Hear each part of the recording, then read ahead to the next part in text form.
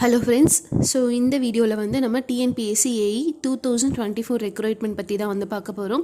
So இதில் வந்து நம்ம என்னெல்லாம் கம்ப்ளீட் பண்ண போகிறோம்னு பார்த்தீங்கன்னா notification, syllabus, exam pattern, so எப்படி வந்து ப்ரிப்பேர் பண்ணும், ஓகேவா, ப்ரிப்பரேஷன் ஸ்ட்ராட்டஜி, என்னென்ன புக்ஸ் எல்லாம் வந்து படிக்கணும் அப்படின்ற ஃபுல் கம்ப்ளீட் டீட்டெயில்ஸ் தான் வந்து பார்க்க போகிறோம், ஓகேவா.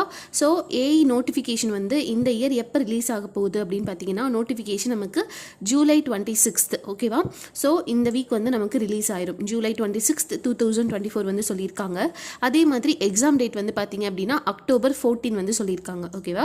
ஸோ நமக்கு கிட்டத்தட்ட ஒரு 3 months கிட்ட டைம் இருக்கு, ஓகேவா. நம்பர் ஆஃப் வேகன்சி வந்து பார்த்தீங்க அப்படின்னா 605 வந்து சொல்லியிருக்காங்க. இது பிளஸ் ஆர் மைனஸ். ஸோ நமக்கு நோட்டிஃபிகேஷன் ரிலீஸ் ஆகும்போது எவ்வளோ அப்படின்னு சொல்லிட்டு நமக்கு கிளியராக தெரியும், ஓகேவா.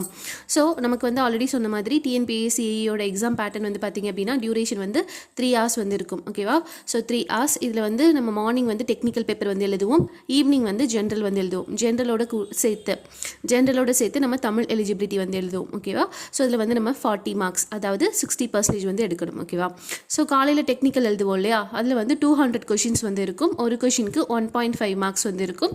ஸோ டோட்டலாக வந்து 300 marksக்கு எழுதுவோம். அதே மாதிரி ஜென்ரல் வந்து பார்த்தீங்க அப்படின்னா இதுவும் ஒரு கொஷினுக்கு வந்து 1.5 marks, 100 கொஷின் எழுதுவோம். டோட்டலாக வந்து 150 marks.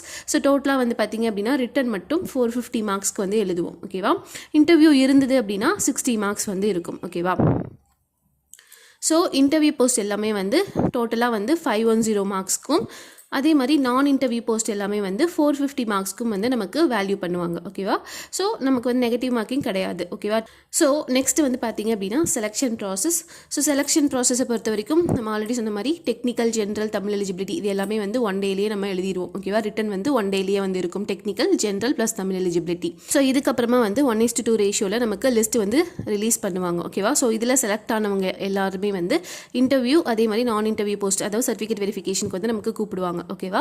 ஸோ இன்டர்வியூ இருந்தது அப்படின்னா ஸோ அதோட மார்க் வந்து ஆட் பண்ணிட்டு, ஓகேவா, ரிட்டனோட மார்க் ப்ளஸ் இன்டர்வியூ இருந்தது அப்படின்னா அதோட மார்க் ரெண்டுத்தையும் ஆட் பண்ணி நமக்கு ஃபைனல் மெரிட் லிஸ்ட் வந்து நமக்கு ரிலீஸ் பண்ணுவாங்க, ஓகேவா. ஸோ இதை பேஸ் பண்ணி தான் நமக்கு வந்து போஸ்டிங் வந்து இருக்கும், ஓகேவா. இதே நான் இன்டர்வியூ போஸ்ட் இருந்தது அப்படின்னா நம்ம இந்த ரிட்டன் மார்க் மட்டும் கன்சிடர் பண்ணிட்டு சர்டிஃபிகேட் வெரிஃபிகேஷனுக்கு வந்து நம்ம எல்லாம் கூப்பிடுவாங்க, ஓகேவா. ஸோ அதுக்கப்புறம் டேரக்ட் போஸ்டிங் வந்து இருக்கும், ஓகேவா. ஸோ இதான் வந்து பார்த்தீங்க அப்படின்னா செலெக்ஷன் ப்ராசஸ். அதே மாதிரி வந்து பார்த்தீங்க அப்படின்னா நம்ம ப்ரிப்பேர் பண்ணும்போது நம்ம வந்து ஃப்ரெஷர், அதே மாதிரி வந்து பார்த்தீங்க அப்படின்னா எக்ஸ்பீரியன்ஸ்டு ரெண்டாக வந்து கிளாஸிஃபை பண்ணலாம், ஓகேவா. ஸோ நம்பர் ஆஃப் கேண்டிடேட்ஸ் வந்து பார்த்திங்க அப்படின்னா ஃப்ரெஷராக இருப்பாங்க, ஓகேவா. ஒன்றா ஃப்ரெஷராக இருப்பாங்க, இல்லை 2 to 3 attempts வந்து கொடுத்துருப்பாங்க எக்ஸாமுக்கு, ஓகேவா. ஸோ நம்ம ஃப்ரெஷர் எப்படி படிக்கணும், எக்ஸ்பீரியன்ஸ்டு எப்படி படிக்கணும் அப்படின்றது தான் நான் வந்து சொல்ல போகிறேன். ஸோ ஃப்ரெஷர் அதாவது இந்த இயர் தான் முடிச்சிருப்பீங்க, அதே மாதிரி இப்போ தான் ஃபஸ்ட் டைம் வந்து TNPSC எழுத போகிறீங்க அப்படின்னா உங்களுக்கு ஃபஸ்ட்டு தேவைப்படுறது வந்து ஒரு ப்ராப்பர் நோட்ஸ், ஓகேவா. ப்ராப்பர் நோட்ஸ் வந்து இருக்கும். இந்த நோட்ஸ் வந்து எதை பேஸ் பண்ணி இருக்கணும்னு பார்த்தீங்கன்னா இன்ஜினியரிங் புக்ஸை பேஸ் பண்ணி தான் இருக்கணும், ஓகேவா. கண்டிப்பாக ஸ்டாண்டர்ட் இன்ஜினியரிங் புக்ஸை பேஸ் பண்ணி தான் இருக்கணும். ஏன்னா நமக்கு கீ வந்து புக்ஸை பேஸ் பண்ணி தான் வந்து இருக்கும், நோட்ஸை பேஸ் பண்ணி இருக்காது, ஓகேவா.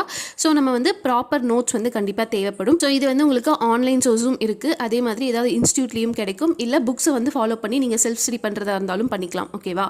நெக்ஸ்ட் இம்பார்ட்டன்ட் திங் என்னன்னு பார்த்தீங்கன்னா நீங்கள் இந்த ஃபஸ்ட்டு படிக்கிறீங்க பார்த்தீங்களா, அதை வந்து ரொம்ப கிளியராக படிச்சுக்கோங்க, ஓகேவா. என்ன படிக்கிறீங்களோ அதோட கான்செப்ட் வந்து ரொம்ப தெளிவாக படிச்சுக்கோங்க. ஏன்னா இதை தான் வந்து நீங்கள் அடுத்தடுத்த எக்ஸாமுக்கும் நீங்கள் வந்து மெமரியில் வச்சிருப்பீங்க. ஸோ அதனால் என்ன படிக்கிறீங்க என்ன படிக்கிறீங்க அப்படின்றத வந்து கிளியராக படிச்சுக்கோங்க. டேட்டா எல்லாமே வந்து கரெக்டாக படிச்சுக்கோங்க, ஓகேவா. டேட்டா எல்லாமே வந்து கரெக்ட் டேட்டாவாக வந்து படிச்சுக்கோங்க, ஓகேவா. மூணாவது விஷயம் என்னன்னு பார்த்தீங்கன்னா என்ன படிக்கிறீங்களோ அதை அன்னைக்கு கண்டிப்பாக ரிவிஷன் பண்ணணும், ஓகேவா. ஸோ என்ன படிக்கிறீங்களோ அதை கண்டிப்பாக ரிவிஷன் பண்ணுங்கள். ரிவிஷன் வந்து ரொம்ப இம்பார்ட்டன்ட். ஃபோர்த் ஒன் வந்து என்னன்னு பார்த்தீங்கன்னா ப்ராக்டிஸ், ஓகேவா. ப்ராக்டிஸ் மஸ்ட், ஓகேவா. ஏன்னா ஃப்ரெஷர் அப்படிங்கும்போது உங்களுக்கு ப்ராக்டிஸ் வந்து PYQs இருக்கும், PYQs, GATE question paper, ESC question paper, ஓகேவா. அதே மாதிரி பார்த்தீங்க அப்படின்னா SSC, RRB இதோட எல்லா கொஷின் பேப்பருமே உங்களுக்கு ஆன்லைன்லேயே அவைலபிளாக இருக்கும். ஸோ நீங்கள் வந்து ப்ராக்டிஸ் ரொம்ப இம்பார்ட்டன்ட், ஓகேவா. So experience in the sense 2 to 3 attempts கொடுத்துருப்பீங்க, அதாவது 1 mark 2 marks அந்த மாதிரி போயிருக்கும், ஓகேவா. ஸோ நீங்கள் என்ன பண்ணணும்னு பார்த்தீங்கன்னா ஃபஸ்ட்டு அனலைஸ் பண்ணும், உங்களுக்கு எங்கே வந்து மார்க் லூஸ் ஆகுது அப்படின்றத வந்து நீங்கள் பார்க்கணும், ஓகேவா. ஸோ மார்க் வந்து எந்த ஏரியாவில் வந்து உங்களுக்கு லூஸ் ஆகுதோ, அதாவது எந்த சப்ஜெக்டில் வந்து லூஸ் ஆகுதோ அதை வந்து ஃபஸ்ட்டு கம்ப்ளீட் பண்ணணும், ஓகேவா. கம்ப்ளீட்டாக கிளியராக வந்து படிக்கணும், ஓகேவா. ஸோ உங்களுக்கு ஏதோ ஒரு சப்ஜெக்டில் வந்து நீங்கள் வீக்காக இருப்பீங்க, அந்த சப்ஜெக்டை வந்து நீங்கள் ஃபஸ்ட்டு கம்ப்ளீட் பண்ணுங்கள், ஓகேவா. ஏதாவது டாபிக் கூட நீங்கள் படிக்காமல் விட்டுருப்பீங்க, இல்லை 2 to 3 சப்ஜெக்ட்ஸ் வந்து படிக்காமல் போயிருந்திருப்பீங்க. ஸோ அதை வந்து ஃபஸ்ட்டு எதுன்னு பார்த்து நீங்கள் அதை வந்து ஃபஸ்ட்டு கம்ப்ளீட் பண்ணணும். ஓகேவா. செகண்ட் ஒன் வந்து என்னென்னு பார்த்தீங்கன்னா உங்ககிட்ட ஆல்ரெடி நோட்ஸ் இருக்கும். ஓகேவா. ஸோ ஆல்ரெடி ப்ரிப்பேர் பண்ணிட்டு இருக்கிறதுனால திருப்பி வந்து நீங்கள் நோட்ஸ் திருப்பி வந்து எடுக்காதீங்க. ஓகேவா. ஸோ இருக்க நோட்ஸை வந்து நீங்கள் என்ன பண்ணணும்னு பார்த்தீங்கன்னா அப்கிரேட் தான் பண்ணணும். ஓகேவா. அப்கிரேட் தான் பண்ணணும். அதாவது ஏதாவது பாயிண்ட்ஸ் இல்லாமல் இருந்தது அப்படின்னா அதை வந்து நீங்கள் அப்கிரேட் தான் பண்ணணும். தேர்ட் ஒன் வந்து பார்த்தீங்க அப்படின்னா திருப்பியும் நீங்கள் ஸ்டார்டிங்லேருந்து படிக்கக்கூடாது. என்ன பண்ணணும்னு பார்த்தீங்கன்னா ரிவைஸ் தான் பண்ணணும். ஓகேவா. ஸோ கண்டிப்பாக என்ன பண்ணணும்னு பார்த்தீங்கன்னா ரிவைஸ் தான் வந்து பண்ணணும். ரிவைஸ் பண்ணிவிட்டு ஃபோர்த் ஒன் நீங்களும் வந்து கண்டிப்பாக ப்ராக்டிஸ். ஓகேவா. ப்ராக்டிஸை பொறுத்த வரைக்கும் நமக்கு இஎஸ்சி, கேட், அதே மாதிரி எஸ்எஸ்சி, டான்செட் இந்த கொஷின் பேப்பர்லாம் நீங்கள் வந்து யூஸ் பண்ணிக்கலாம். ஓகேவா. ஸோ இதெல்லாம் வந்து நீங்கள் ப்ராக்டிஸ் பண்ணி பார்த்துக்கலாம். ஓகேவா. ஸோ நெக்ஸ்ட் வந்து பார்த்தீங்க அப்படின்னா டெக்னிக்கல். ஃபர்ஸ்ட் ஒன் வந்து டெக்னிக்கலுக்கு எப்படி ப்ரிப்பேர் பண்ணணும்னு பார்த்தீங்கன்னா டெக்னிக்கலை பொறுத்த வரைக்கும் இது ரெண்டாக கிளாஸிஃபை பண்ணலாம். ஒன்று வந்து பார்த்தீங்க அப்படின்னா தியரி பேஸ்டு கொஷின்ஸ் வந்து இருக்கும். அதே மாதிரி நியூமரிக்கல் பேஸ்டு கொஷின்ஸ் வந்து இருக்கும். ஓகேவா. தியரி வந்து 60%நாலும் இந்த இயர் வந்து பார்த்தீங்க அப்படின்னா நியூமரிக்கல் அதிகமாகவே கேட்டிருக்காங்க. ஓகேவா. ஸோ ஒரு 40% வந்து நீங்கள் நியூமரிக்கலுக்கு ப்ராக்டிஸ் பண்ணிக்கோங்க. ஓகேவா. தியரியை பொறுத்த வரைக்கும் நமக்கு யூனிட் 10 ஓகேவா 10 யூனிட்டுமே 1 to 10 இருக்கக்கூடிய 10 யூனிட்டுமே தியரியில் கவர் ஆகும். ஸோ நீங்கள் வந்து இதை வந்து தெளிவாக கான்செப்டை வந்து கிளியராக படிச்சுக்கோங்க 10 யூனிட்டோடதும். நியூமரிக்கலை பொறுத்த வரைக்கும் ஃபஸ்ட் யூனிட் அதாவது பில்டிங் மெட்டீரியல்ஸ் தவிர மீதி இருக்க யூனிட் 1 to 9 அதாவது 2 to 9 சர்வேயிங்லேருந்து கடைசியாக இருக்கக்கூடிய எஸ்டிமேஷன் அண்ட் சிபிஎம் வரைக்கும் நமக்கு நியூமரிக்கலில் கவர் ஆகும். அதில் பர்டிகுலராக சொல்லணும் அப்படின்னா கண்டிப்பாக சர்வேயிங்லேருந்து நியூமரிக்கல் வரும். ஓகேவா. சர்வேயிங், இன்ஜினியரிங் மெக்கானிக்ஸ், அதே மாதிரி எஸ்ஓஎம். ஓகேவா. எஸ்ஓஎம், அதுக்கப்புறம் டிஆர்சி. ஓகேவா. டிஆர்சி, ஸ்டீல், அதே மாதிரி எஸ்டிமேஷன், சிபிஎம். இதில் எல்லாமே வந்து நமக்கு கண்டிப்பாக வந்து என்னென்னு பார்த்தீங்கன்னா நியூமரிக்கல் அதிகமாக கேட்கறதுக்கு சான்சஸ் இருக்குது. முக்கியமானது வந்து ஸ்ட்ரக்சரல் அனாலிசிஸ். ஓகேவா. இதில் இருந்து எல்லாமே வந்து உங்களுக்கு நியூமரிக்கல் வந்து கேட்கறதுக்கு சான்சஸ் இருக்குது. ஓகேவா. ஸோ இந்த டெக்னிக்கலில் இருக்கக்கூடிய தியரிட்டிக்கல் பார்ட் அதே மாதிரி நியூமரிக்கல் பார்ட் இந்த ரெண்டுத்தையும் எப்படி படிக்கணும்னு பார்த்தீங்க அப்படின்னா ஃபஸ்ட்டு ஆல்ரெடி சொன்ன மாதிரி தியரிட்டிக்கலை கம்ப்ளீட் பண்ணிவிடுங்க. ஓகேவா. ஸோ தியரி பார்ட் எல்லாத்தையுமே கம்ப்ளீட் பண்ணிவிடுங்க. நம்ம என்ன பண்ணுவோம்னு பார்த்தீங்கன்னா ஃபஸ்ட்டு தியரி படிப்போம், அதுக்கப்புறமா வந்து நியூமரிக்கல் அப்புறமா பார்த்துக்கலாம்னு சொல்லிட்டு நம்ம போஸ்ட்போன் பண்ணிட்டே இருப்போம். ஸோ அந்த மாதிரி பண்ணாதீங்க. தியரி படிக்கும்போது நீங்கள் வந்து என்ன பண்ணுங்கள் ப்ளஸ் நியூமரிக்கலையும் சேர்த்து பார்த்துருங்க. ஓகேவா. தியரி ப்ளஸ் நியூமரிக்கல் வந்து நீங்கள் கம்பைன் பண்ணி பார்க்கும்போது தியரி ப்ளஸ் நியூமரிக்கல் ரெண்டுமே வந்து கம்பைன் பண்ணி பார்க்கும்போது உங்களுக்கு ஒரு பெட்டர் அண்டர்ஸ்டாண்டிங் வந்து கிடைக்கும். ஓகேவா. சில டைம் வந்து நமக்கு தியரி வந்து புரியலை அப்படின்னா கூட நியூமரிக்கலை பேஸ் பண்ணி நம்ம தியரியை வந்து அண்டர்ஸ்டாண்ட் பண்ணிக்கலாம். ஸோ பெட்டர் அண்டர்ஸ்டாண்டிங் வேணும் அப்படின்னா உங்களுக்கு தியரி படிச்சுட்டு கையோட நியூமரிக்கல் வந்து பார்த்துருங்க. ஓகேவா. அதே மாதிரி கான்செப்டை வந்து கிளியராக வச்சுக்கோங்க. ஓகேவா. கான்செப்டை வந்து கிளியராக வச்சுக்கோங்க. மூணாவது விஷயம் என்னென்னு பார்த்தீங்கன்னா நம்பர் ஆஃப் கொஷின்ஸ் வந்து ப்ராக்டிஸ் பண்ணி பாருங்கள். ஓகேவா. ஸோ நம்பர் ஆஃப் கொஷின்ஸ் வந்து நீங்கள் ஆன்லைனே உங்களுக்கு அவைலபிளாக இருக்குது. நீங்கள் வந்து ப்ராக்டிஸ் பண்ணி பார்த்துக்கோங்க. ஓகேவா. ஸோ உங்களால் இந்த கொஷின்ஸ் எல்லாமே வந்து போட முடியுதா அப்படின்றது வந்து இப்போ ஒரு டாபிக் எடுத்துக்கிட்டிங்க அப்படின்னா அந்த டாப்பிக்கில் இருக்கக்கூடிய எல்லா நம்பர் ஆஃப் நியூமரிக்கல்ஸும் உங்களால் போட முடியுதா அப்படின்றத வந்து நீங்கள் செக் பண்ணிக்கணும். Okay. Most of the time வந்து இந்த நியூமரிக்கல் வந்து பார்த்தீங்க அப்படின்னா இந்த தியரியை பேஸ் பண்ணி தான் வந்து இருக்கும். ஓகேவா. சிம்பிளாக இருக்கும். ஓகேவா. இந்த தியரியை பேஸ் பண்ணி தான் இருக்கும். ஸோ அதனால் தியரிட்டிக்கல் அதே மாதிரி நியூமரிக்கல் ரெண்டுமே வந்து கம்பைன் பண்ணி பார்க்கும்போது ஈஸியாக இருக்கும் உங்களுக்கு. ஓகேவா. நெக்ஸ்ட் வந்து பார்த்தீங்க அப்படின்னா ஜென்ரல். ஓகேவா. ஸோ மதியம் அது காலையில் பேப்பர் வந்து டெக்னிக்கல் எழுதுவோம், மதியம் வந்து பார்த்தீங்க அப்படின்னா ஜென்ரல் வந்து எழுதுவோம். ஜென்ரல் ப்ளஸ் தமிழ் எலிஜிபிலிட்டி வந்து எழுதுவோம். ஓகேவா. இது வந்து நம்ம கடைசியாக பார்த்துக்கலாம். தமிழ் எலிஜிபிலிட்டி வந்து நமக்கு இப்போ தேவையில்லை. நம்ம எக்ஸாம் நோட்டிஃபிகேஷன்லாம் வந்ததுக்கப்புறம் கடைசியாக ஒரு 1 வீக்கில் பார்த்தோம்னா போதும். ஓகேவா. ஜென்ரலை பொறுத்த வரைக்கும் நமக்கு மொத்தம் 10 யூனிட்ஸ் இருக்குது இதுலேயும். ஓகேவா. 10 யூனிட்ஸ் வந்து இருக்குது. இதில் நமக்கு 25 வந்து ஆப்டிடியூட் வந்து வந்துடும். ஓகேவா. 25 வந்து ஆப்டிடியூட் வந்து வந்துடும். மீதி 5 மார்க்ஸ் அதாவது ப்ளஸ் ஆர் மைனஸ் 5 மார்க்ஸ்க்கு வந்து திருக்குறள் வந்து வந்துடும். ஓகேவா. நீங்கள் ஃபஸ்ட்டு படிக்க வேண்டியது என்னென்னு பார்த்தீங்கன்னா இதை ரெண்டுத்தையும் தரவு பண்ணுறது தான். ஓகேவா. ஜென்ரலில் ஸ்கோர் பண்ணணும் அப்படின்னா இதில் ஒரு 25 ப்ளஸ் ஆர் மைனஸ் இந்த 5 திருக்குறள் இந்த ரெண்டுத்தையும் வந்து நீங்கள் இந்த 30 மார்க்ஸ்க்கு எய்ம் பண்ணுங்கள். ஓகேவா.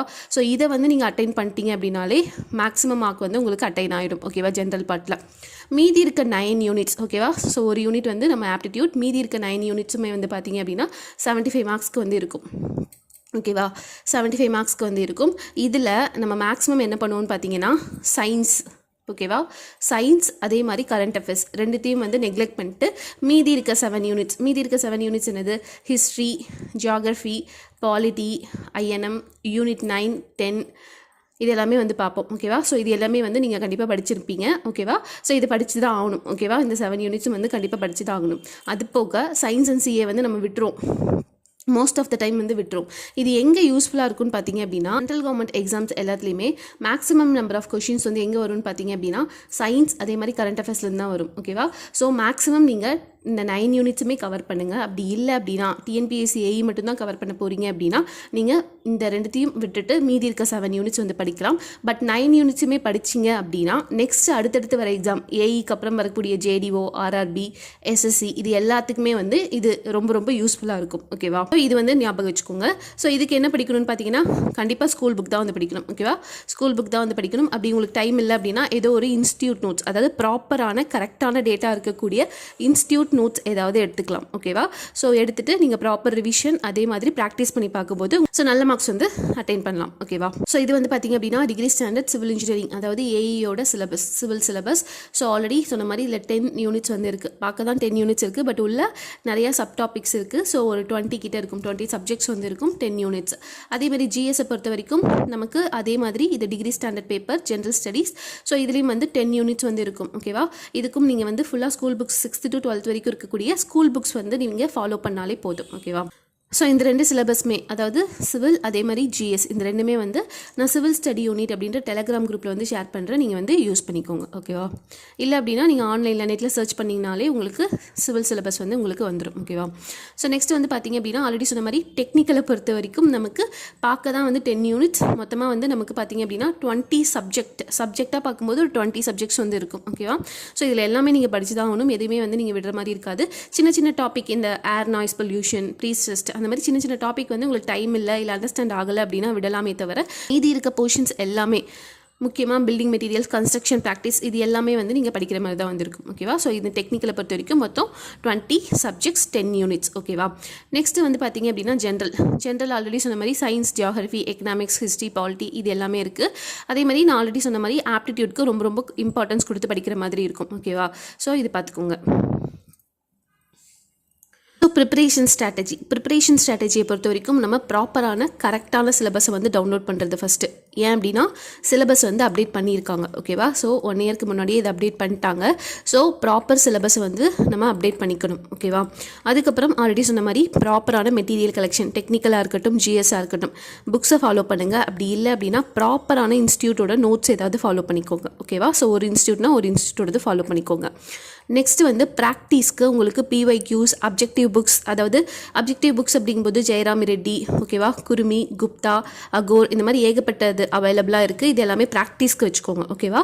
அதே மாதிரி ஏதாவது டவுட் இருந்தது அப்படின்னா யூடியூப்பில் செக் பண்ணுற மாதிரி எது வந்து பார்த்தா கரெக்டாக இருக்கும் அப்படின்றத வந்து நீங்கள் செக் பண்ணி வச்சுக்கலாம். ஓகேவா? அதுக்கப்புறம் முக்கியமான விஷயம் டெஸ்ட் சீரிஸ். படிக்கிறத வந்து நீங்கள் டெஸ்ட் சீரிஸ், அதாவது ரிவிஷன் பண்ணிவிட்டு நீங்கள் டெஸ்ட் சீரிஸ் வந்து போட்டு பார்க்கலாம். ஸோ நமக்கு நோட்டிஃபிகேஷன் வந்ததுக்கப்புறம் கிட்டத்தட்ட ஒரு 75 to 90 டேஸ் தான் வந்து இருக்கும். ஸோ அதுக்கேற்ற மாதிரி நீங்கள் ப்ராப்பர் ஷெட்யூல் போட்டுக்கோங்க. இந்த ஷெட்யூலை வந்து ப்ராப்பராக ஃபாலோ பண்ணணும். ஓகேவா? போடுற ஷெட்யூலை ப்ராப்பராக ஃபாலோ பண்ணாலே போதும், நீங்கள் ஈஸியாக வந்து AE வந்து கிளியர் பண்ணிடலாம். முக்கியமான ஒரு விஷயம் என்னென்னு பார்த்தீங்கன்னா AEயை பொறுத்த வரைக்கும் நமக்கு இது டைம் பேஸ்டு கிடையாது. ஓகேவா? டைம் பேஸ்டு கிடையாது. உங்களுக்கு 3 hours 200 கொஷின்ஸ் வந்து போடலாம், தாராளமாக போடலாம்.